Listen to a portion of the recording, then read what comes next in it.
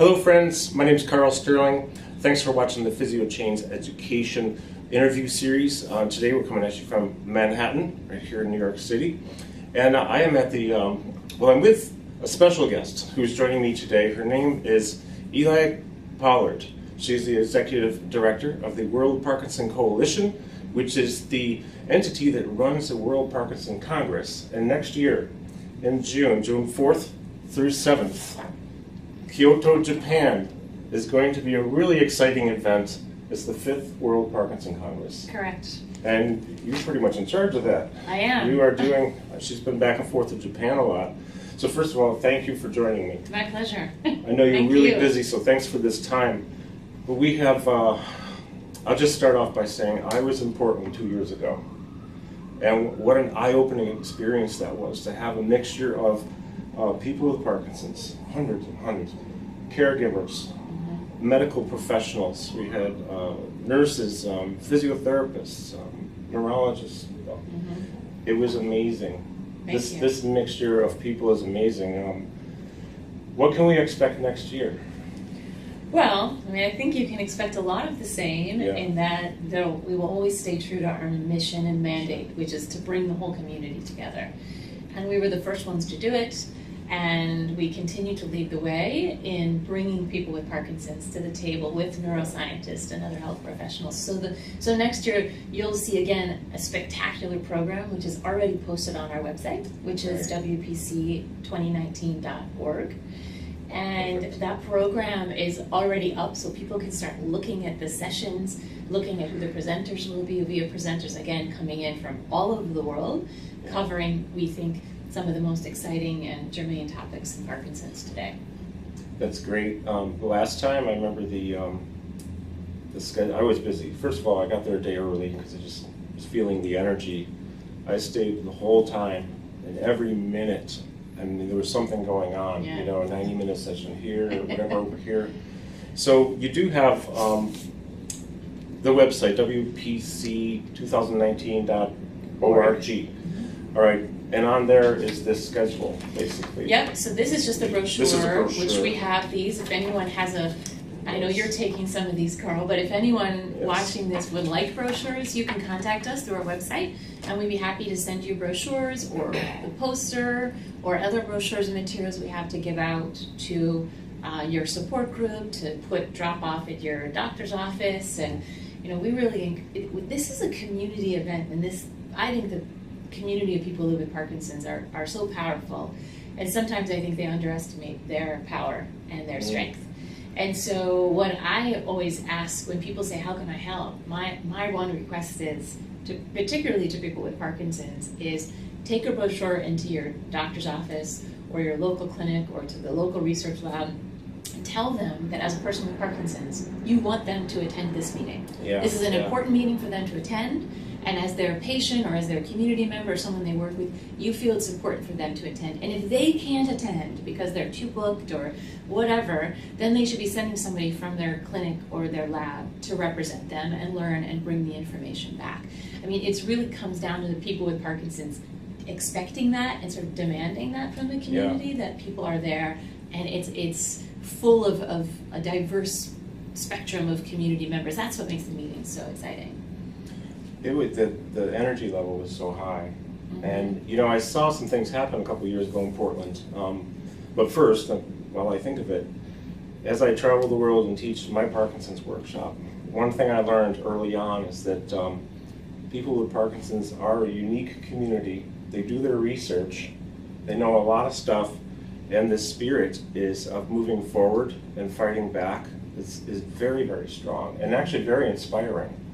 I walk out inspired from every workshop because we have fighters there. And then in WPC, I met some people who were, you know, arriving feeling sort of defeated, but leaving first day, even partway through the first day, feeling like, okay, I am a fighter because I just learned something that I can do that will help. And then whenever that happens, you know, when that mind flips and goes to a different, more upward spiral instead of down, it's great for the person with Parkinson's. It's great for the caregivers who do so much, right? And that's they get maybe a little break, or they have a better there's just a more positive energy, and that just kind of ripples out to everybody. Absolutely. And this event in Portland 2 years ago, and so next year, WPC, the 5th one. I can't wait. It's going to be great. Yeah, I mean, we're very excited. Obviously, the spirit and the energy of the WPC is very unique. I mean, even in the general health space, there are very few meetings like the WPC where people who are living with a chronic disease are invited into the space. Right. And even in some other disease areas, meetings try, but it's different. I mean, Parkinson's is a unique disease, and unlike, like, I'm just thinking of other disease areas. I've had conversations with people in, say, the ALS community, and they've said, you know, we want to do a meeting like yours. How do we do it? I'm like, well, you could do it, but it's different. I mean, ALS is a different disease, right? People don't live 20 years with ALS, so they don't have necessarily the time to process and study and become advocates. People with Parkinson's live for decades, and in that time, they have so many opportunities to learn and to be part of clinical studies or trials and to engage and to change the world around them. So it's unique, and we're really excited about taking that energy and that uniqueness to Asia, to taking it to Japan. I mean, it blows people away wherever we take it in the world, but particularly in Asia, this is going to have a big impact. And I think that the Japanese Parkinson's community is very engaged with each other, but there's still a lot of misunderstanding beyond that immediate group.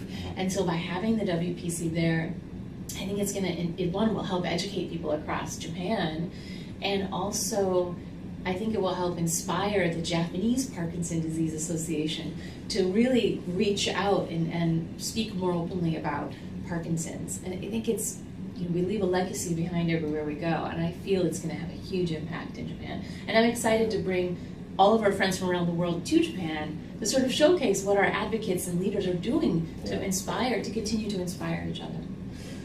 Yeah, it's going to be great. I know in Portland, well, actually, I was wondering another thing. Did registration open yet? It did. Registration just opened on September 10. And it's on our website, so you can start to register now. And we do encourage people to register earlier this time, mainly because for the first time ever, we are going to limit the registration slots. And we've never had to do that before, but because of space at the convention center, we will reach a point where we will shut registration down, which we've never had to do before. So we're just encouraging people who really know they're going to be there, go ahead and register soon. And the early bird registration ends, I think, February 28th, to double check that, the last, I think, day or so of February. But I think if people register by then they're probably in a good spot. Okay, good. So this is September 12th, 2018, as we record this. So it opened 2 days ago. 2 days ago. Okay, great. How many people are you expecting, or what's your cutoff?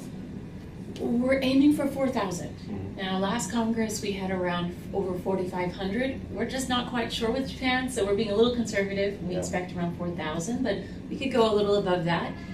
Just to make it as comfortable as possible, we don't want to go too far beyond that. We want people to have access to the rooms and to be able to go into the sessions they want to participate in. And every now and then there's a session that gets really popular, and it's standing room only, and at some point in time the fire marshals do have to close the doors. Yeah, true. So we just try to be, make sure people can get into the sessions they want to get into. I was in a couple of those. It's hard to predict. Sometimes, when people register, we actually ask people in the registration process, which is a little bit long, we actually ask people, could you please check off the sessions you think you're going to want to attend?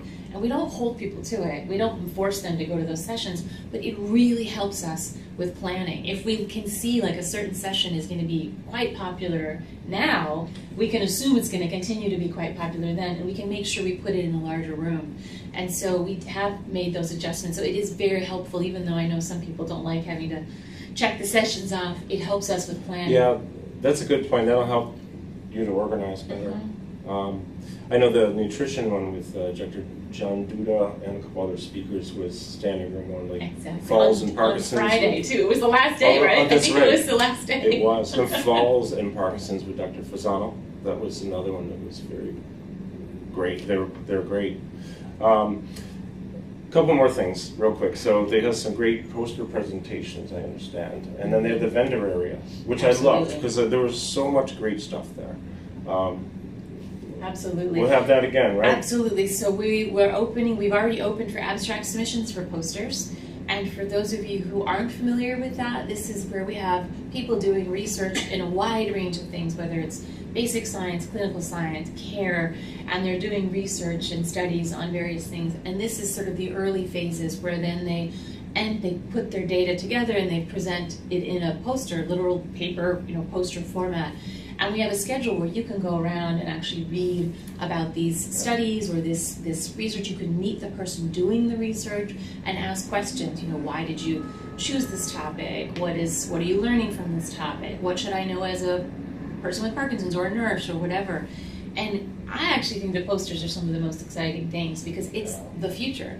And a lot of these people, while they're not all junior, there are some senior poster presenters as well. A lot of them are earlier in their careers. So this is sort of the early phases. So not only do I find it really interesting and inspirational, these are the people we want to support and lift up, right? Yeah. They're the ones that if you go, you want to walk through and tell this 28-year-old big, neuroscientist, thank you for focusing on Parkinson's. We need you, right? We want to bring them in and keep them in because it's hard to be researchers these days. And so thanking them, acknowledging their work, and offering whatever support you can is really important to keep them in our community. Otherwise, they go off into other disease areas like Alzheimer's, which is also very important, or MS, or epilepsy, but we want them to stay with us, so we need to show them the love and support their work. That's a good point. Yeah, I loved the posters last time. It was fantastic. Well, good. So to register, you go to wpc2019.org, Yep. right? It's June 4th through June 7th in Kyoto, Japan. You can get information on the site. And thank you so much. My pleasure. Thank you. Appreciate this time so much. Thanks for watching, and we surely hope to see you there because, I present at a lot of conferences. I attend a lot of conferences, and I'm not just saying this because I'm with her, but it's true. This was the best conference, so I expect this will be the next best conference. Wonderful, and it's in Kyoto, Japan, which is one of the most beautiful cities you could ever visit. Oh yeah, I've heard about that. That's beautiful. So, well, good. Well, thanks again. Thanks for watching. WPC2019.org. Hope to see you there. Have a great day. Bye, everyone.